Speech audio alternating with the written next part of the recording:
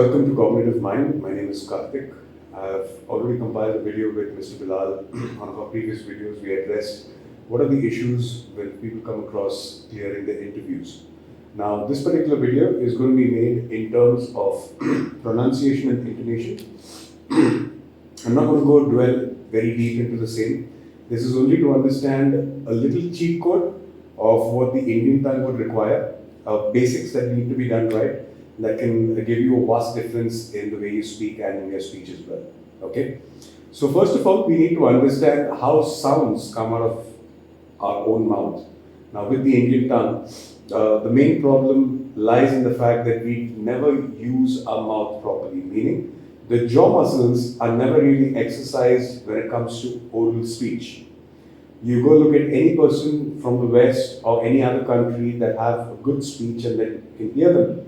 It's because they move their mouth properly. We tend to not use our jaw muscles and contract and relax them as much as they do. One basic key for this is going through your vowel sounds through what is called as a Cecil Berry exercise.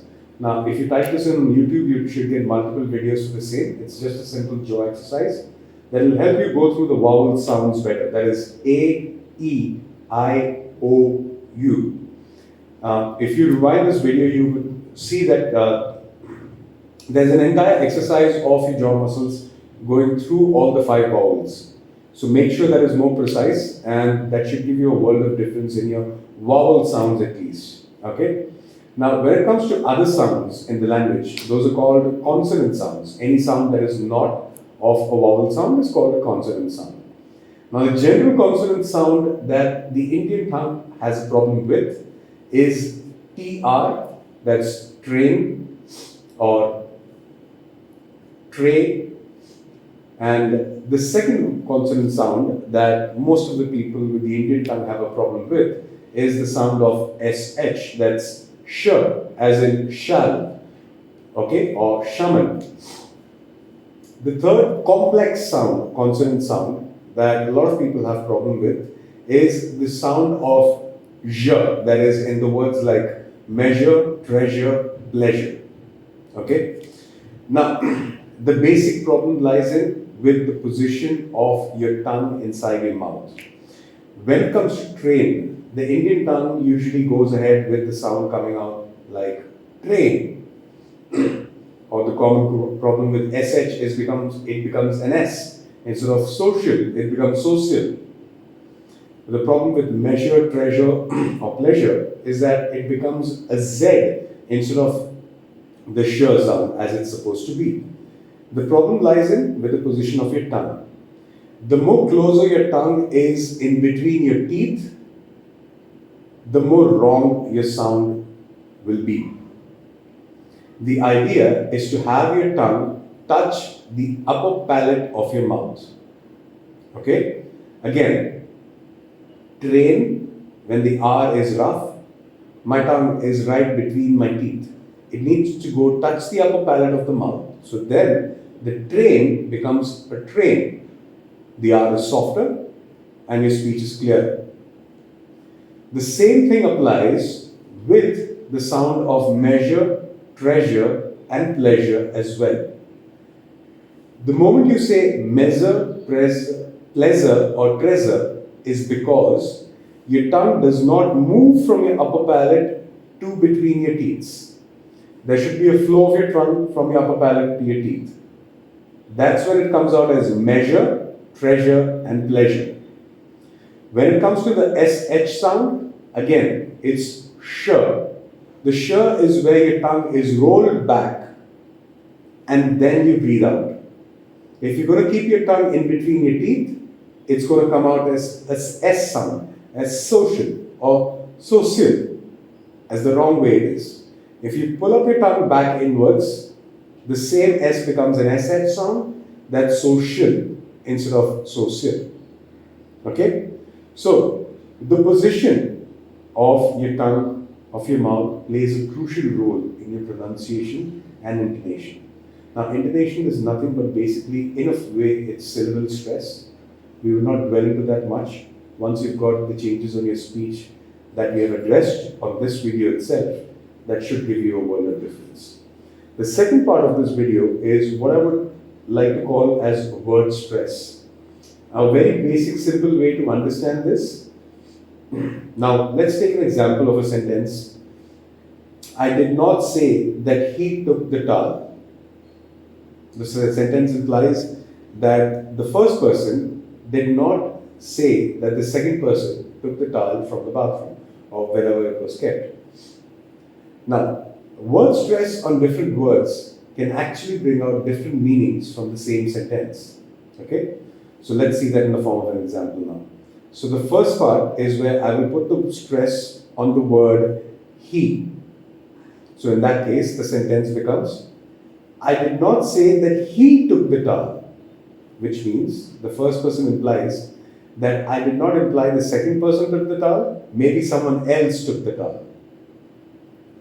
Now in case 2, if the stress is on the word I, the first word, now the sentence sounds like, I did not say he took the towel. In which case, the meaning pertains to the first person does not imply that the second person took the towel. Maybe he implies that someone else said that the second person took the towel. Herein, it changes. The meaning in case 1 and in case 2 changes because of a simple stress on one particular word on a sentence. Okay? So, as far as this video is concerned, word stress and pronunciation, please make sure you go through the Cecil-Berry exercise first.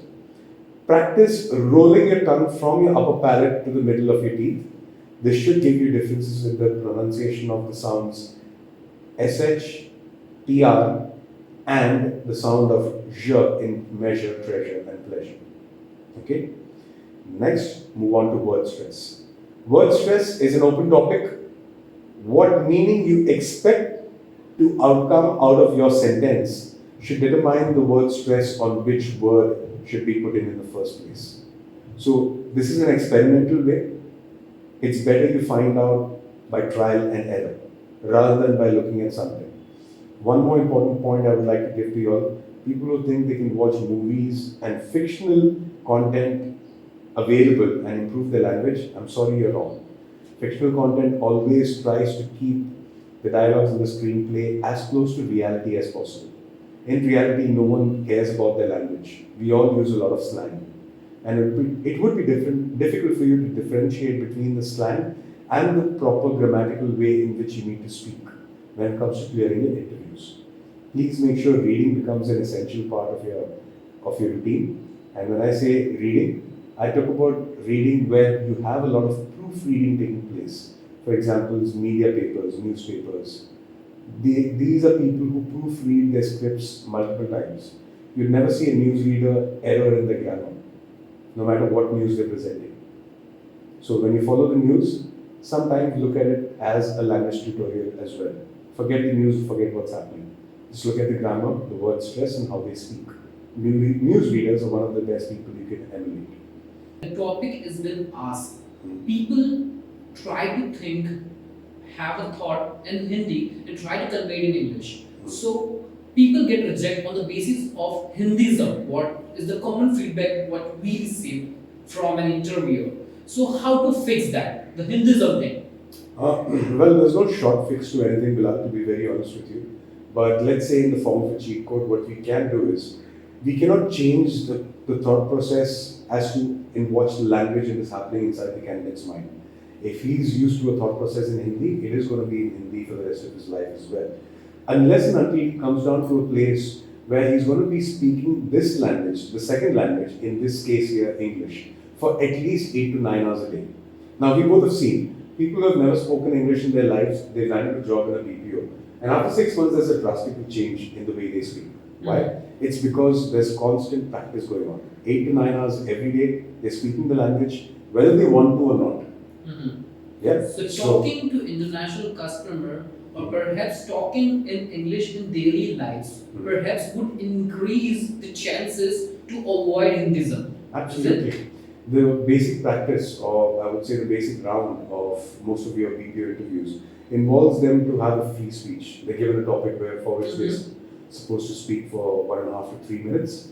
Now, that is something everyone can practice in their homes using their phone recorders. Mm-hmm. Just take up any random topic, make sure you're honest with yourself, you don't refer to any material, Mm-hmm. try to talk as much as you can, and listen to the recording. There are sometimes your content might be great, but maybe your presentation wasn't that good. Sometimes your presentation is very amazing, but the content is not that great. That's still okay. Because as far as free speech is concerned, they are looking at your presentation, not at your knowledge, not what you know about it. They just know how well you can talk about it. Okay, so do you suggest people should record their videos 3 to 4 times before they go for the actual interview? Will that help? Absolutely. Absolutely. I don't insist on video recording, but I definitely insist on audio recording. Most of your interviews would happen on a basis, if it's not face to face, it would happen over some kind of telecommunication portal. Whether it's on an app portal, whether it's through the phone, or whatever it may be. If you're sitting face to face, half of your problems are already solved because most, or I would say 30% to 40% of the problems during interviews conducted over the phone or through an app or any other medium is that there's bad network due to which the pronunciation goes for a toss. Or sometimes, even though the candidate has spoken properly, it comes across as a wrong pronunciation. So, when it's a face to face interview, you're already solved out. That is, provided your speech is good. But if your speech is not good, I'm sorry, but the problems over a telephonic or any app-based interviews is only going to add to your troubles. That's the reason people who are said to be borderline sometimes do not clear interviews, and they always think, if I'm borderline, why am I not able to clear at least one interview? Well, the problem lying here, my friend, is just like how you would prepare for your exams in your school. If you want to look to score 70%, you need to be prepared for 100%. That's when you end up getting 70. If you're going to prepare for 70, you are going to get only 40 to 50, or say a maximum of 55 to 60. No one has a 100% target success rate, me included. We always prepare well in advance. Preparation goes a long way. Even half an hour is good enough for you if you can go look through these videos and give it a little bit of a thought and pick up some random articles from Google till the time your interview is done or till the time your interview is taken. I can still assure you, if the effort is right, you can bring a world of difference into the way you speak. My next question is, what is vowels exactly, and how frequently people mispronounce vowels? Well, vowels is a trick game when it comes to speech. I'll tell you why, Bilal, is because not all vowels start or end with the vowel sounds. Now, for example, let's talk about the word union. Now, it's spelled U-N-I-O-N. But, contrary to what we are led to believe in our school, especially during our primary and fundamental teaching, is that whenever there's a word starting with a vowel, you need to put an before that instead of an a. That's what we've been taught. Ideally, the an or the an does not come before a vowel, it comes before a vowel sound. The reason why you have an a before a union and not an is because the union starts with a y sound. It's union. So you every time does not have a vowel sound. For example, the other side of this is, say, the word umbrella. Now, umbrella starts with a U sound. So hence you use an an instead of an a before that particular word. Like I said, if you're going to go deep into this, it might become a little difficult for the people who are trying to clear an interview. But if you can understand this, it'll bring a difference, a lot of difference into your speech and an interview as well.